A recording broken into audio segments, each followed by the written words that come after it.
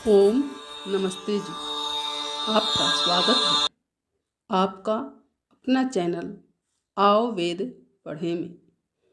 इस चैनल पर केवल आचार्य प्रदीप कुमार शास्त्री जी का ऑनलाइन व ऑफलाइन शास्त्रीय कक्षाओं के वैदिक व्याख्यान उपलब्ध होंगे। अपने चैनल पर आने वाले वीडियो की सूचना पाना चाहते हैं तो लाइक और सब्सक्राइब करें तथा घंटी के बटन को दबाएं, जिससे कि वीडियो अपलोड होते ही सबसे पहले सूचना पा सकें। वेद पढ़ें पढ़ाएं, सुने सुनाएं, वेद का संदेश घर घर पहुँचाएं। ऋषि ऋण को चुकाएं, अपना कर्तव्य निभाएं, जीवन सफल बनाएं।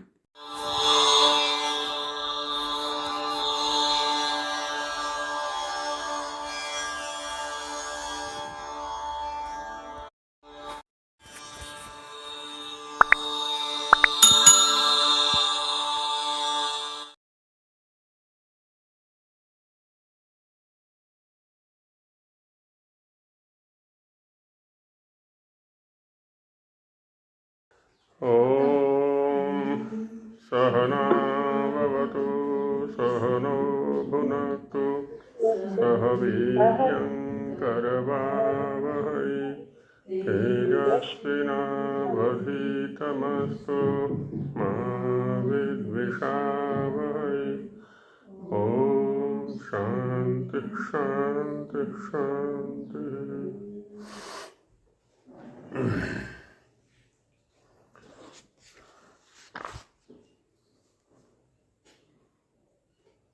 नियम Recording in progress. जो द्वितीय योगांग है उसके अंतर्गत शौच, संतोष, तपः, स्वाध्याय, ईश्वर प्रणिधान,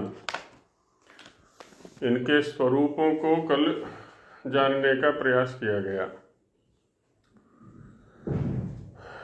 तो इसमें संतोष के अंतर्गत आया है धर्मानुष्ठानेन सम्यक प्रसन्नता संपादनीया। तो किस धर्म के अनुष्ठान से मन की प्रसन्नता बनेगी, वो कौन सा धर्म है और उसका अनुष्ठान कैसे करना है, तो बताएंगे कोई?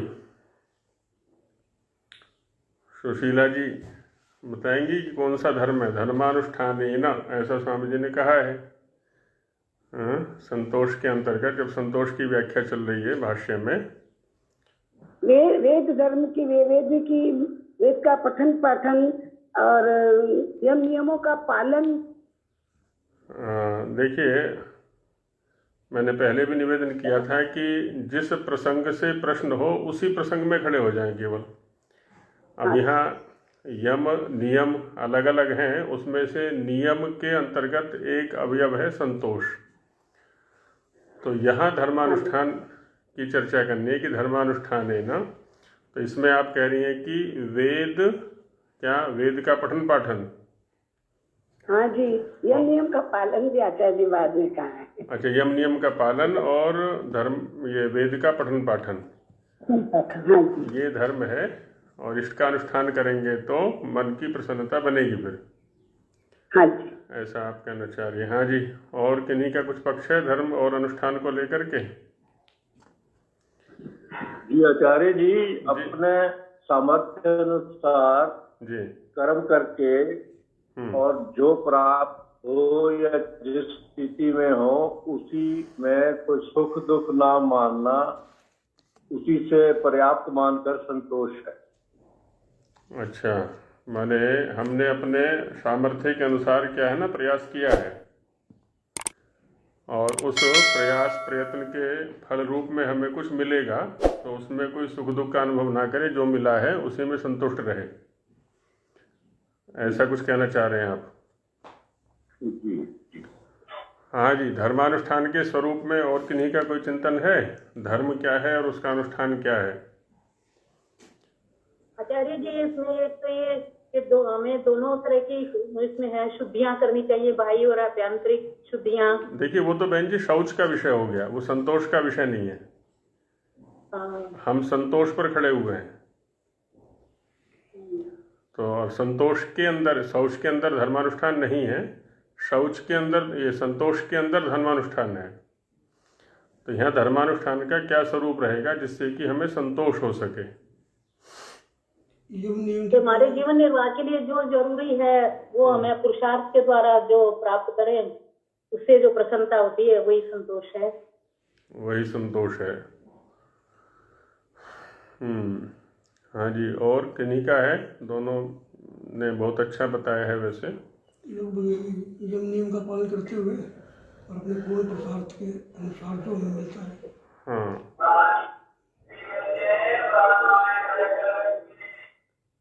तो इसमें चलिए थोड़ा सा फिर से बताते हैं। वैसे कल संकेत किया था मैंने,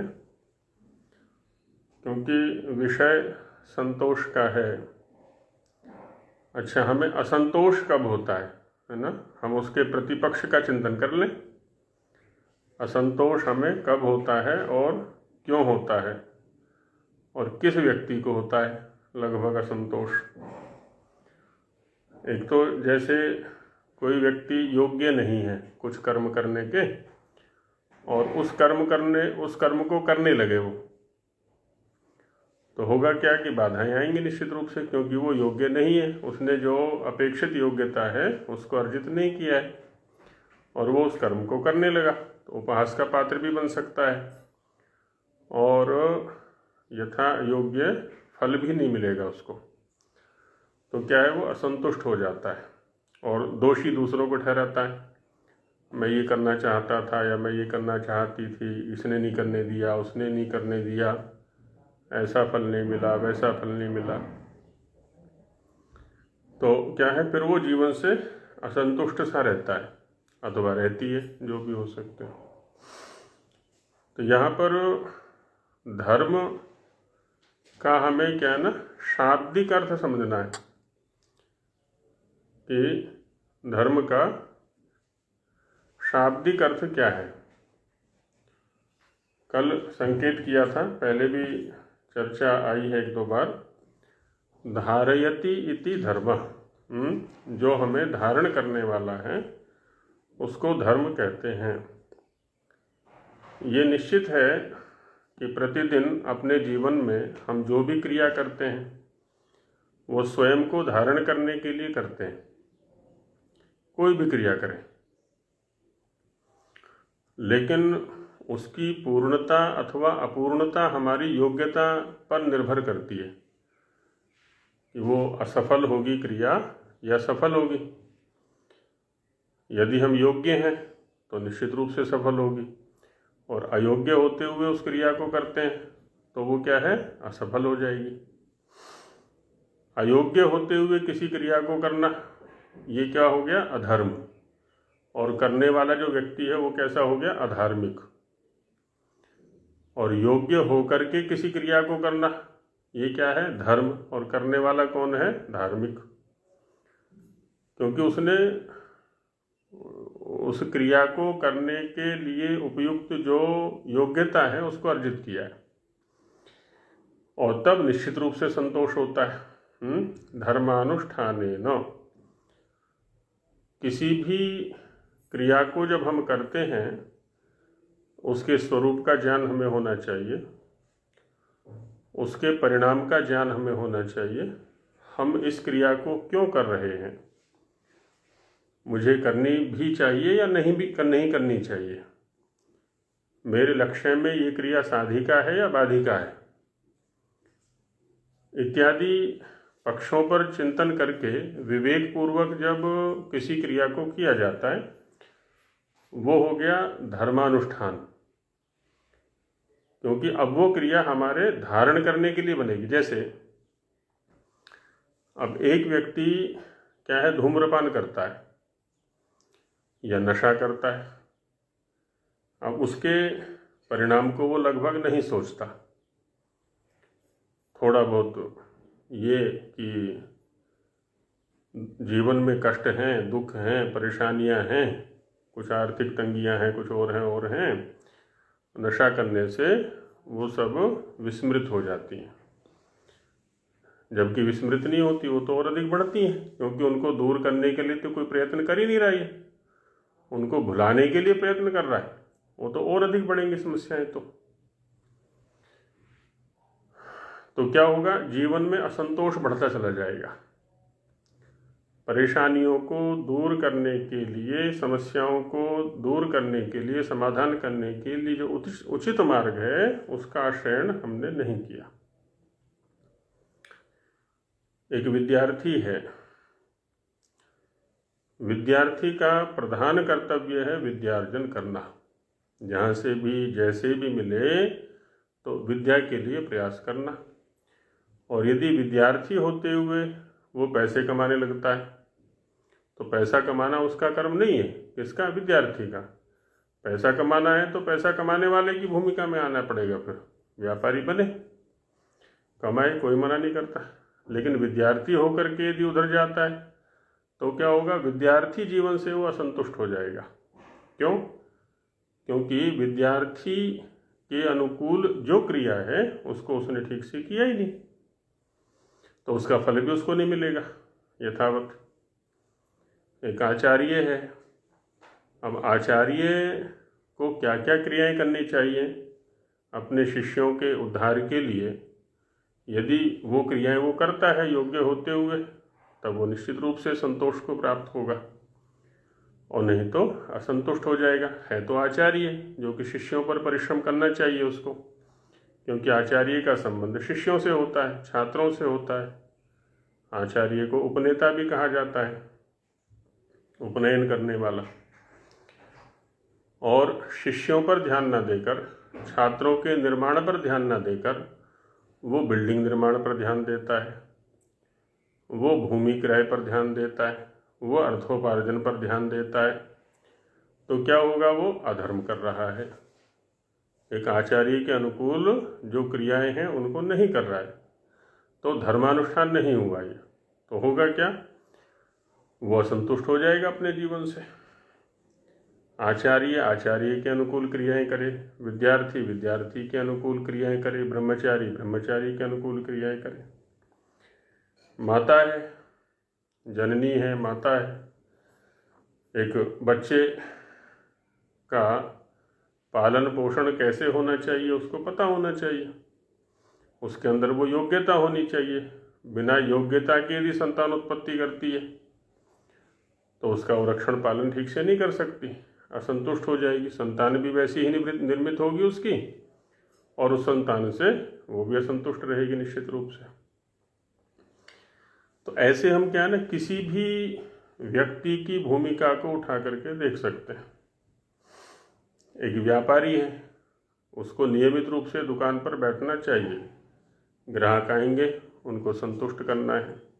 अब वो दुकान पर ना बैठ करके इधर उधर घूमता रहे, यार दोस्तों में अपना जीवन यापन करता रहे, तो दुकान ठीक से नहीं चलेगी, व्यापार कर्म उसका ठीक से नहीं चलेगा, उन्नति नहीं होगी, उधर से असंतुष्ट हो जाएगा।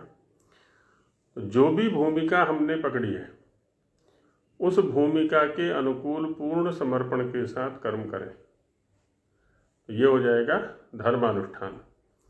अब यहाँ पर चूंकि उपासना का विषय चल रहा है ना, ये तो हमने उदाहरण लिए बाहर से, समाज से। अब चूंकि यहाँ पर उपासना का विषय चल रहा है और उपासना भी ईश्वर की है, तो ईश्वर की उपासना के अनुकूल जो भी कर्म हमें करने चाहिए, हमें माने एक उपासक का जीवन कैसा होना चाहिए, उसका मनन कैसा होना चाहिए, उसकी क्रियाएं कैसी होनी चाहिए, आहार विहार कैसा होना चाहिए, उसका प्रधान विषय क्या होना चाहिए, है ना, तो उसके अनुकूल सारी गतिविधियां चलें, तो ये हो जाएगा धर्मानुष्ठान। और धर्मानुष्ठान होगा तो उसके जीवन में निश्चित रूप से संतुष्टि होगी, प्रसन्नता आएगी। अब वेश तो पहन लिया हमने, है ना, वेशभूषा तो उपासक वाली पहन ली, सफ़ेद कपड़े पहन लिए, और एकांतवास का भी वो कर लिया हमने, उपाय कर लिया, लेकिन अंदर संसार घूम रहा है, अंदर व्यापार की योजनाएं बना रहे हैं हम, अंदर गृहस्थ की समस्याएं घूम रही हैं, तो क्या होगा? ये अधर्मानुष्ठान हो गया। तो इसलिए जब हम उपासना के क्षेत्र में उतर रहे हैं तो उसके लिए उपयोगी जो योग्यताएं हैं वो पहले अर्जित कर लें।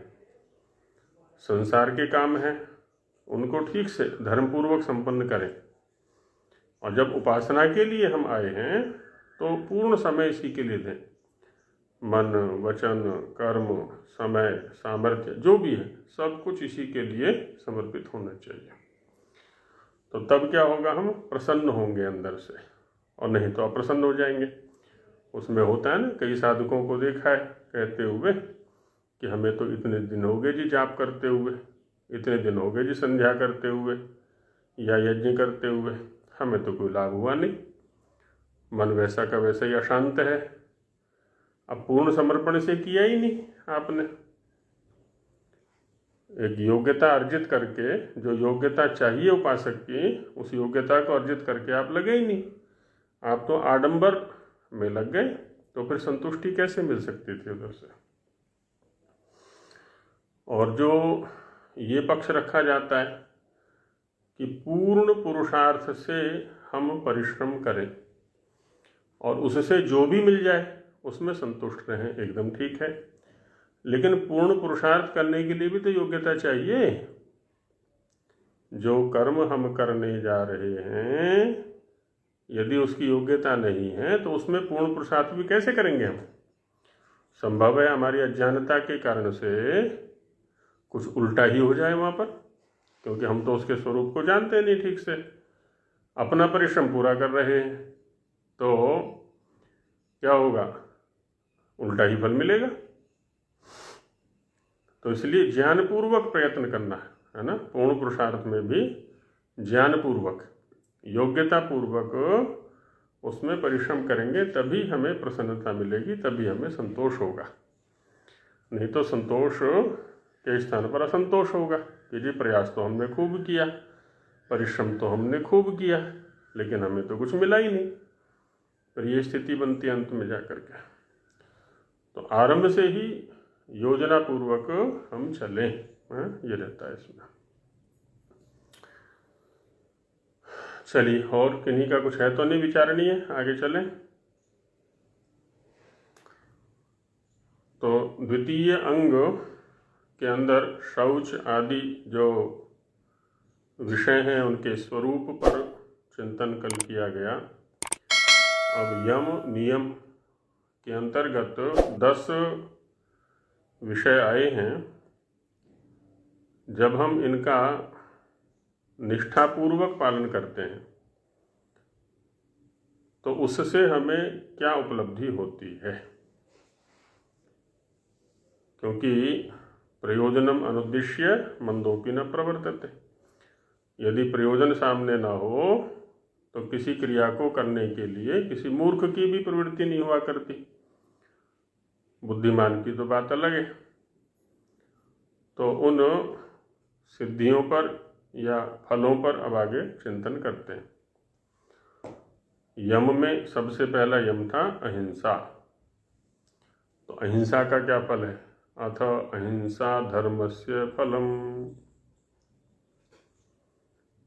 है ना? अहिंसा का स्वरूप तो पहले बता दिया था, किसी भी प्राणी के प्रति द्रोह बुद्धि न रखना। सुधार के लिए हम दंडित करेंगे, मारेंगे, पीटेंगे, डांटेंगे, सब कुछ करेंगे, लेकिन हमारे मन में उसके प्रति किसी प्रकार का द्रोह नहीं है, उसके विनाश की स्थिति हमारे चित्त में नहीं है।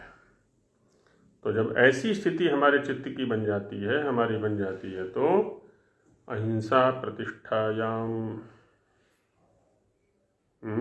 अहिंसा में जब हम प्रतिष्ठित हो जाते हैं तो अहिंसा की प्रतिष्ठा आने वाले जितने भी हैं उन सब का वैर त्याग हो जाता है। वो सब वैर को छोड़ बैठते हैं।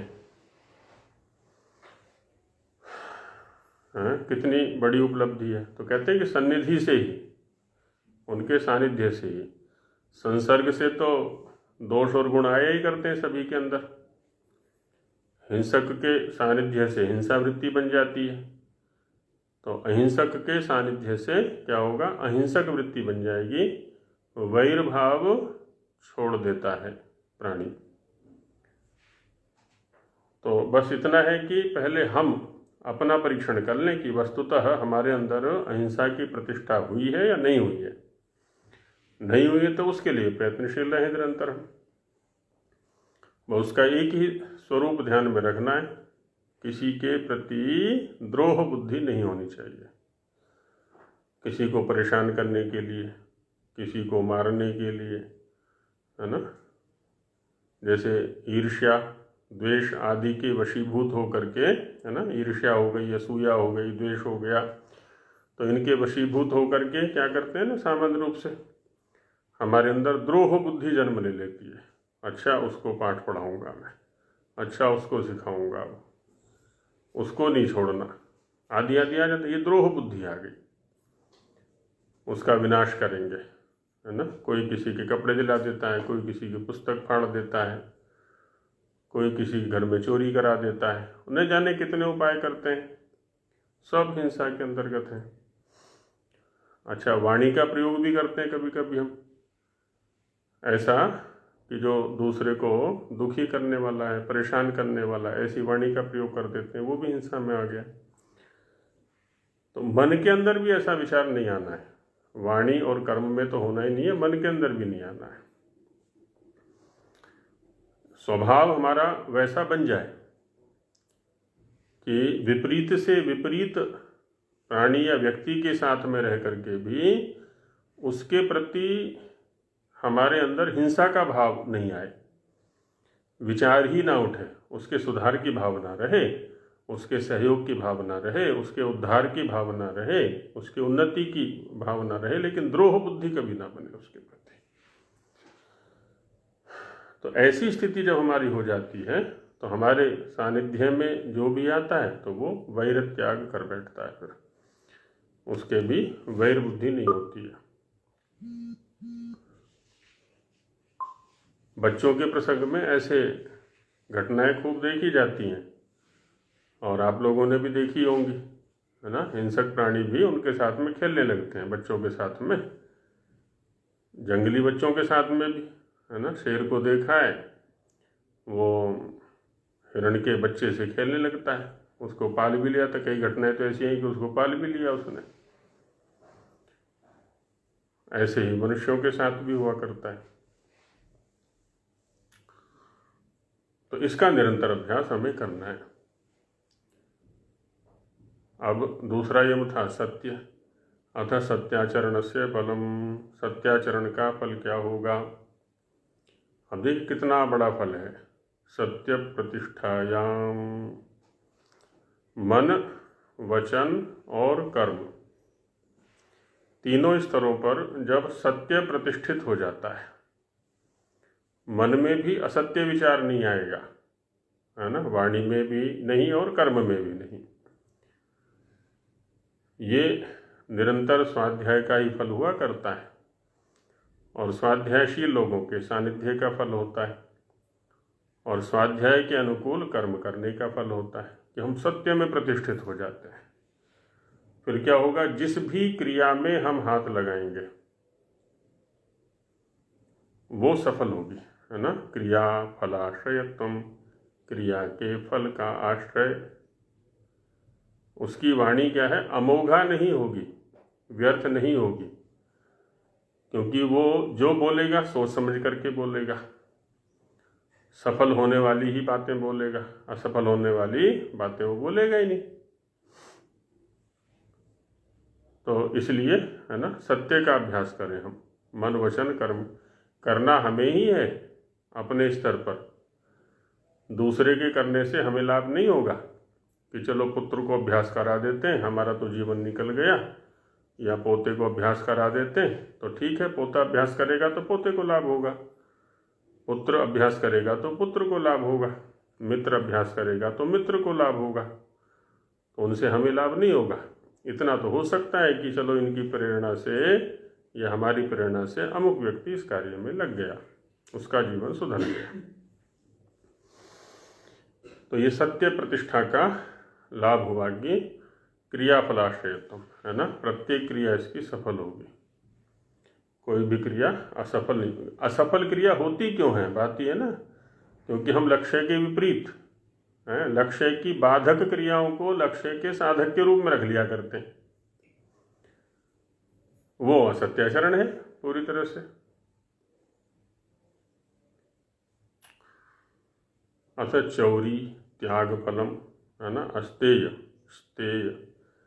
जब हम अस्तेय का अभ्यास करते हैं, मन वचन और कर्म तीनों ही स्तरों पर किसी के पदार्थ को न लेना, उसको अपना कहना और न ही विचार करना कि ये मेरा है।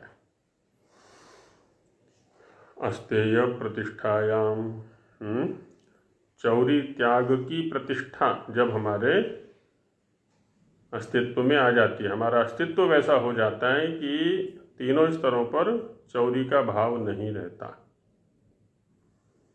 तो क्या सर्वरत्नोपस्थानम। अब ये सारी की सारी भूमि हमारी ही तो है, सारे के सारे रत्न, रत्न किसको कहते हैं जी, जातौ जातौ यद उत्कृष्टम तद रत्नम अभिधीयते। प्रत्येक जाति माने पदार्थों की भी जाति होती है ना, वृक्षों में जो सर्वोत्कृष्ट, पत्थरों में जो सर्वोत्कृष्ट, व्यक्तियों में जो सर्वोत्कृष्ट, पशुओं में सर्वोत्कृष्ट, पक्षियों में सर्वोत्कृष्ट, आदि आदि, कहीं भी जाएं तो जो सर्वोत्कृष्ट स्थिति वाला होता है ना, जड़ हो चाहे चेतन हो, वो रत्न कहा जाता है। तो कहते हैं जब चौरी त्याग की प्रतिष्ठा होती है तो सर्वरत्नोपस्थानम, सारे रत्न उपस्थित हो जाते हैं। कहाँ से कैसे आते हैं ये पता भी नहीं चलता। अनेक साधुओं के यहाँ पर कहा जाता है, सुनी जाती घटनाएं, आप लोगों ने भी पर्याप्त सुनी होंगी। उनके आश्रम में चोरी हो गई, उनकी तिजोरी से पैसे निकल गए, स्वामी जी की तिजोरी में रखे हुए थे, वो किसी ने निकाल लिया। कभी मंदिर से चोरी हो गई, कभी अमुक के यहाँ चोरी हो गई, कभी अमुक के यहाँ चोरी हो गई। तो माने असत्य व्यवहार करके जो प्राप्त किया जा रहा है वो भी तो चोरी के अंतर्गत ही है एक तरह से। तो उसको एकत्रित किया, अंत में वहाँ भी चोरी हो गई। भले ही बाना हमने साधु का पहन लिया, सन्यासी का पहन लिया, लेकिन कर्म तो हमारे वैसे ही रहे चोरों वाले। जब चोरी कर करके एकत्रित किया था तो वो तो चोरी होना ही था। तो जो रत्न हमने इकट्ठे किए थे वो भी चले जाएंगे। और जब हम अपना स्वभाव अस्तेय का बना लेंगे तो फिर बिना सोचे ही, है ना, हमारे सामने ऐसी ऐसी परिस्थितियां आ जाती हैं, ऐसी ऐसी वस्तुएं आ जाती हैं, ऐसे ऐसे व्यक्ति आ जाते हैं जिनकी कि हम कल्पना भी नहीं करते। अच्छे अच्छे व्यक्ति, अच्छे अच्छे वस्तुएं, अच्छे सब कुछ अच्छा अच्छा हमारे पास आने लगता है। ऐसे व्यक्तियों का संयोग हमारे पास हो जाता है क्योंकि हम वैसे हो गए। बात यह है ना, संसार में यहाँ तो यह है कि जैसी दुकान खोल के बैठेंगे वैसे ही ग्राहक हमारे पास आ जाएंगे। अब दुकान यदि हमने चोरी की खोली तो चोरी वालों के साथ संबंध हो जाएगा, चोर बाजार वाले, है ना, वो सारे के सारे हमारे संपर्क में आ जाएंगे। सत्य की खोली तो सत्य वाले आ जाएंगे। आगे है ब्रह्मचर्य। अथ ब्रह्मचर्याश्रमानुष्ठानेन य लभ्यते। कहते हैं ब्रह्मचर्य या ब्रह्मचर्य आश्रम का अनुष्ठान जब करते हैं तो उससे क्या प्राप्त होता है, तो उसको बताते हैं। तदुच्यते ब्रह्मचर्य प्रतिष्ठायाम वीर्य लाभ। तो गुप्तेंद्रिय उपस्थेंद्रिय के संयम को पीछे ब्रह्मचर्य कहा था। तो कहते हैं ब्रह्मचर्य की प्रतिष्ठा होने पर वीर्य की उपलब्धि होगी, वीर्य का लाभ होगा। ये वीर्य क्या है? वीर शूरवीर विक्रांतौ धातु है, शूर वीर विक्रांतौ, और वीर धातु से ही वीर्य बनता है शाब्दिक स्तर पर। और निरुक्त के अंदर चर्चा ये कि वीर किसको कहते हैं? वी विशेषेण ईरयति इति वीरः, जो अपने शत्रु पक्ष को विशेष रूप से दूर भगा दे, या जिसका शत्रु पक्ष दूर से ही भाग जाए। इतना सामर्थ्य है, इतनी शक्ति है इसके पास में कि जो शत्रु पक्ष है वो दूर से ही भाग खड़ा होता है, उसको कहते हैं वीर। और उस वीर की जो शक्ति है, जो सामर्थ्य है, उसको कहते हैं वीर्य। अब शारीरिक स्तर पर रोग आना चाहते हैं हमारे पास। कब आएंगे रोग? जब धातुएं क्षीण होंगी, है ना। धातुओं में विषमता भी तभी होती है जब क्षीण होती हैं वो। और क्षीण जो होती हैं धातुएं, वो हमारे अज्ञान प्रज्ञापराध से होती हैं, आहार विहार के दोष से होती हैं, या हम दुर्व्यसनी बन गए तब होती हैं धातुएं क्षीण। तो होगा क्या कि रोगों का आक्रमण हमारे ऊपर हो जाएगा शारीरिक स्तर पर। क्यों? क्योंकि वीर्य की हानि की हमने, दुर्व्यसनों में फंस करके, आहार विहार का गलत सेवन करके, गलत व्यक्तियों की संगति करके हमने क्या किया? वीर्य की हानि की। तो शत्रुओं का, रोगों का आक्रमण हो गया। ऐसे ही मानसिक रोग होते हैं। हमने स्वाध्याय किया नहीं, सत्संग किया नहीं, अच्छे पुरुषों की संगति, महापुरुषों की संगति, महापुरुषों के जीवन चरित्र का अध्ययन किया नहीं, और इससे विपरीत क्या करते रहे, तो होगा क्या? मन के ऊपर जो है ना मानसिक रोग है ना, वो हावी हो जाएंगे। काम, क्रोध, लोभ, मोह, ईर्ष्या, द्वेष, असूया, ये सारे के सारे, है ना, और भी इसी प्रकार के अपने अपने परिवार को लेकर के सारे के सारे हावी हो जाएंगे। क्यों? जो मानसिक रोगों को दूर रखने के लिए वीर्य होना चाहिए, वो हमारे पास है ही नहीं। उनको दूर भगाने की जो क्षमता है, जो शक्ति है, जो सामर्थ्य है, वो है नहीं। तो इन सब का आक्रमण हो गया मन के ऊपर। तो इसलिए कहा यहाँ पर, है ना। ऐसी और भी सामाजिक स्तर पर भी ले सकते हैं। उपासना के क्षेत्र में बढ़ रहे हैं तो विक्षेप आएंगे, दुनिया भर के विक्षेप। अब ये भी तो विक्षेप में आती है ना, पीछे चर्चा करके आ गए विक्षेप क्या क्या है। और जब वीर्य होता है हमारे पास, तो स्वाध्याय से मानसिक वीर्य प्राप्त होता है और शारीरिक वीर्य भी प्राप्त होता है, हर प्रकार के कार्य करने की क्षमता। और इसका अभ्यास कहाँ से करना होता है? ब्रह्मचर्य आश्रम से। ब्रह्मचर्य आश्रम क्या है? जीवन का नींव है, वो आधार है। वहाँ जैसा अभ्यास हो जाता है ना, फिर पूरा जीवन लगभग वैसा ही चला करता है। इसलिए ब्रह्मचर्य आश्रम में बड़ी सावधानी हमें रखनी चाहिए। और जो भी अभिभावक हैं, माता पिता, दादा दादी, किसी भी भूमिका में हो सकते हैं, उनको भी बच्चों के प्रति बड़ी सावधानी रखनी चाहिए। आजकल बच्चों को लेके बड़े परेशान हैं। मोबाइल पर ऐसे ऐसे गेम आ रहे हैं, ऐसी ऐसी क्रीड़ाएं आ रही हैं कि बच्चे विक्षिप्त हो जाते हैं, मानसिक रोगी हो जाते हैं, अवसाद में चले जाते हैं, तनावग्रस्त हो जाते हैं, आत्महत्या तक कर बैठते हैं वो। और भी मानसिक रोगी भी होते हैं, शारीरिक रोगी भी होते हैं। अब ऐसे में कहीं ना कहीं अभिभावकों की जो ढील है, अयोग्यता है ना, वही कारण बनती है। यहाँ पर परिस्थितियाँ तो हैं कुछ ऐसी। तो ये सब क्या होगा? ब्रह्मचर्य की प्रतिष्ठा से ऐसी शक्ति, ऐसा सामर्थ्य हमें प्राप्त हो जाएगा कि किसी भी प्रकार का शत्रु, चाहे शारीरिक है, चाहे मानसिक है, पारिवारिक है, सामाजिक है ना, सब दूर रहेंगे। लेकिन होगा तब ब्रह्मचर्य प्रतिष्ठायाम। तो ब्रह्मचर्य, है ना, उपस्थेंद्रिय एक प्रतीक रूप में रखा गया, क्योंकि शरीर को हम जो कुछ भी देते हैं आहार विहार आदि के रूप में, अब उससे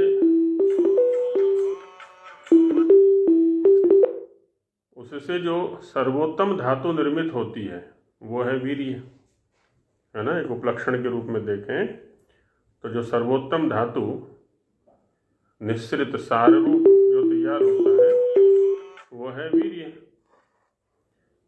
और वीर्य की जो हानि है वो उपस्थेंद्रिय से होती है, चाहे वो स्त्री है चाहे वो पुरुष है।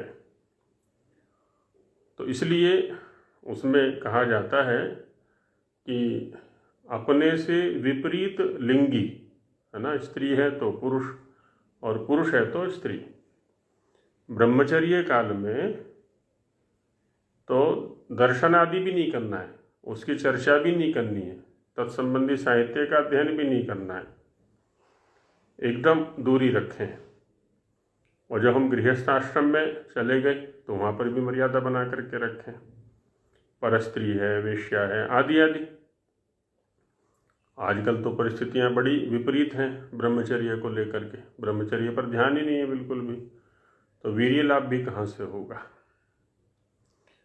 तो ये ध्यान रखना है हमको, ब्रह्म परमेश्वर, ब्रह्म वेद, ब्रह्म वीर्य, है ना, इन तीनों को मिला करके रखना है।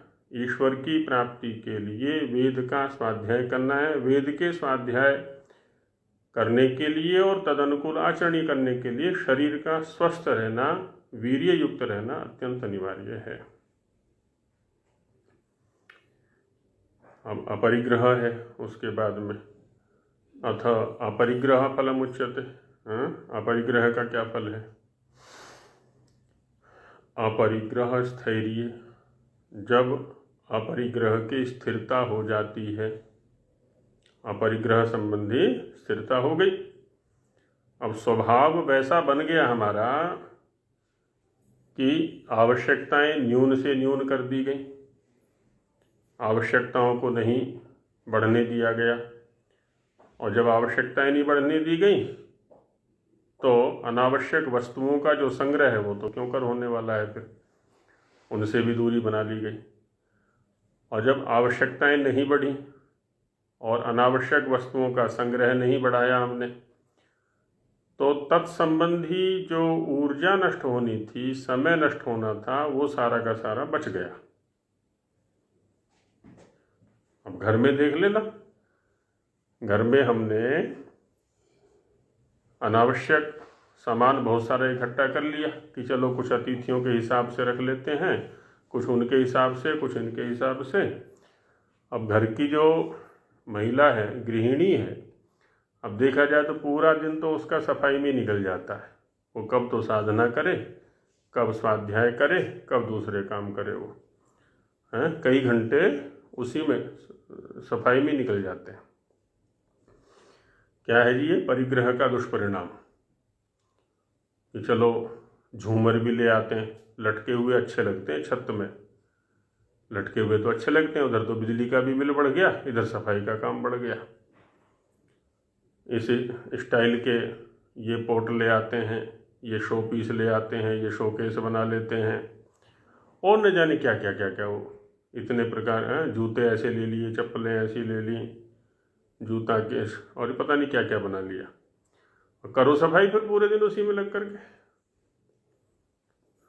कई बार ऐसा देखा है कि अनेक अनेक जोड़ी कपड़े घर में रखे हुए, महिला के भी, पुरुष के भी और बच्चों के भी। अब कहीं जाना है किसी कार्यक्रम में तो 1-1.5 घंटा तो केवल इस बात में लग जाते हैं, किसमें? चयन करने में, कि ये कौन से कपड़े पहन के चलेगी, ये कौन से कपड़े पहन के चलेगा, है ना। अब वो निकाल लिए सारे के सारे, दुकान फैला ली वहाँ पर। अब ये क्या है? परिग्रह का दुष्परिणाम। वस्त्र का कार्य है शरीर को आच्छादित करना, सुरक्षित रखना। तो क्या है?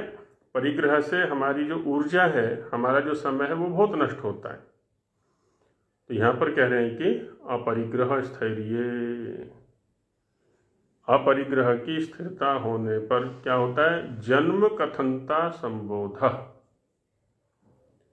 जब हम परिग्रह वृत्ति में जीते हैं तो अपने प्रति सोचने का तो समय ही नहीं रहता हमारे पास, क्योंकि व्यस्तताएं हमने अनावश्यक इतनी बढ़ा ली, तो अपने विषय में सोचे कहाँ?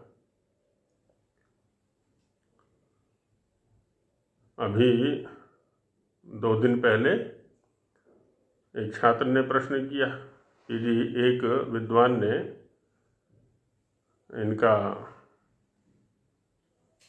व्यक्तियों का विभाजन 3 प्रकार से किया हुआ है, देव, मनुष्य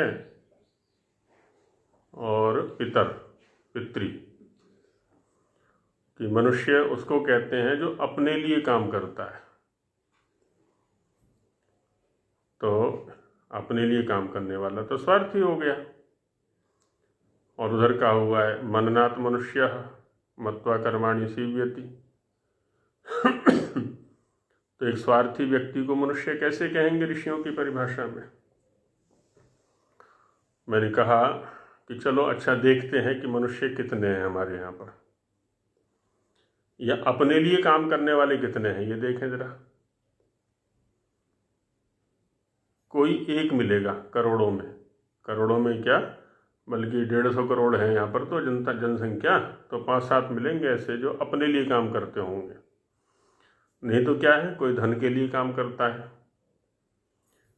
कोई इंद्रिय विषय विशेष के लिए काम करता है, कोई जिसके प्रति राग है उसके लिए काम करता है, कोई जिसके प्रति द्वेष है उसके लिए काम करता है ना। मनन पूर्वक कर्म करने वाले तो कितने हैं यहाँ पर।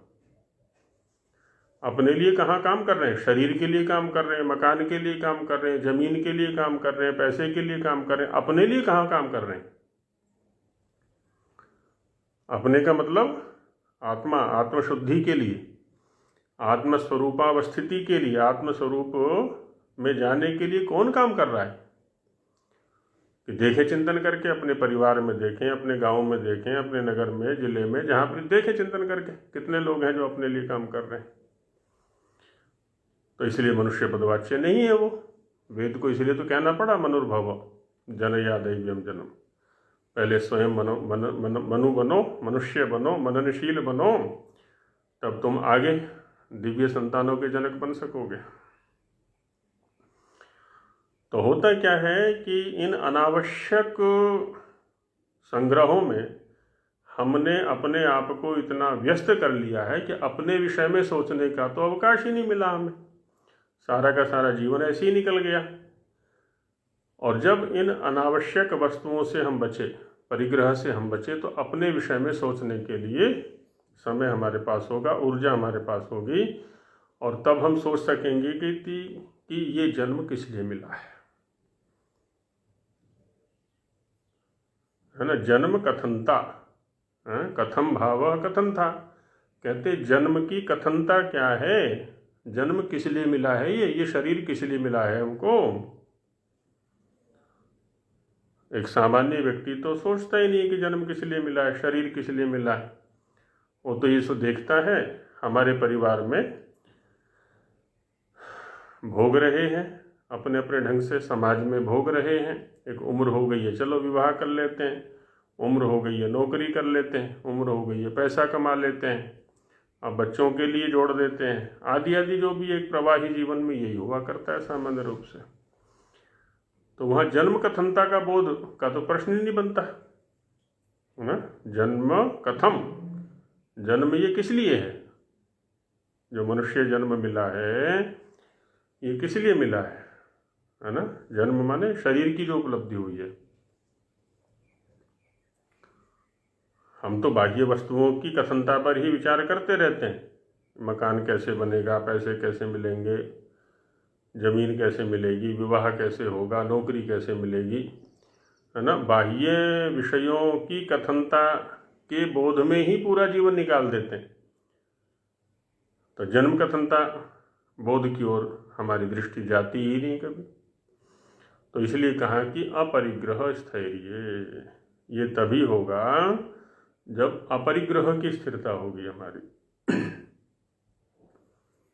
जन्म कथनता है ना, अपने विषय में, अपने साधनों के विषय में, कि मुझे सूक्ष्म शरीर किस लिए मिला है, स्थूल शरीर किस लिए मिला है ना। इस परिवार में जन्म हमारा क्यों हुआ है, इस संस्था में हम किस लिए आए हैं, हमारी गतिविधियां किस लिए हो रही हैं, आदि आदि पर तब ध्यान जाएगा हमारा।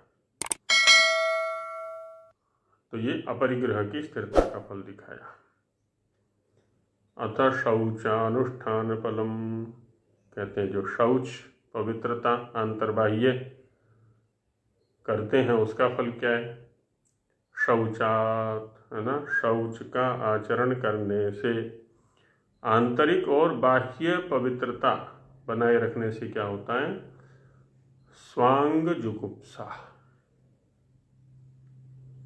आजकल वर्षा का समय चल रहा है, इससे पहले गर्मी का समय था।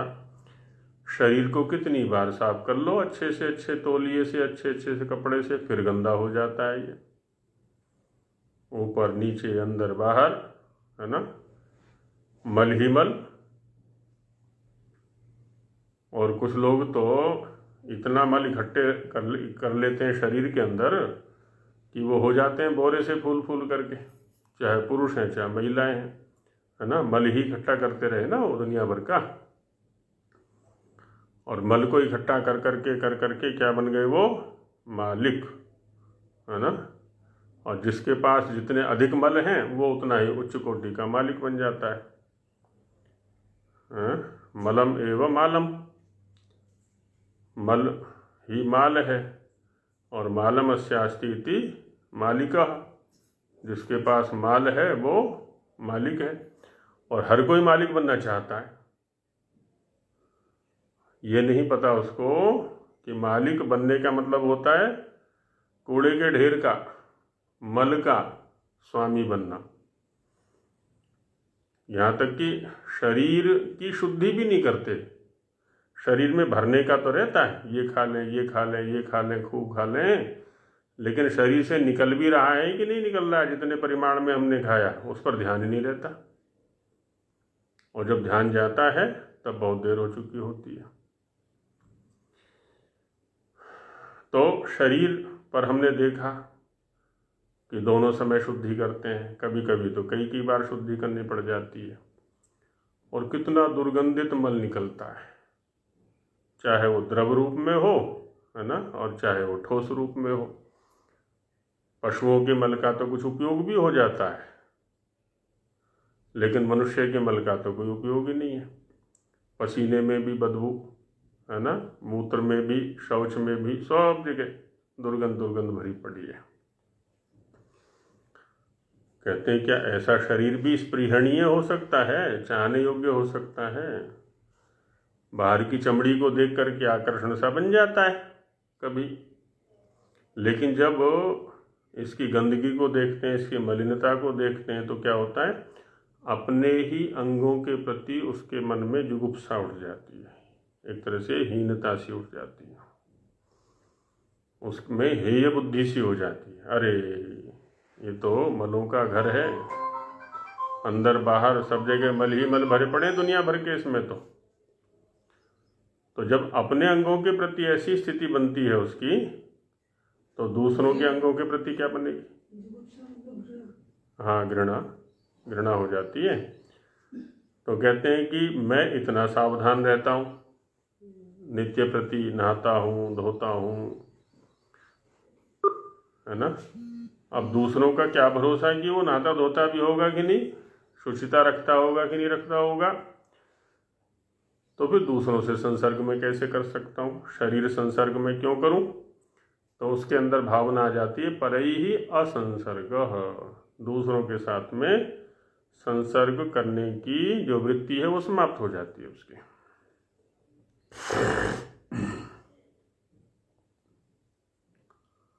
और जब संसर्ग करने की वृत्ति समाप्त हो जाती है तो आधी समस्याएं कट गई। क्योंकि जो स्पर्शेंद्रिय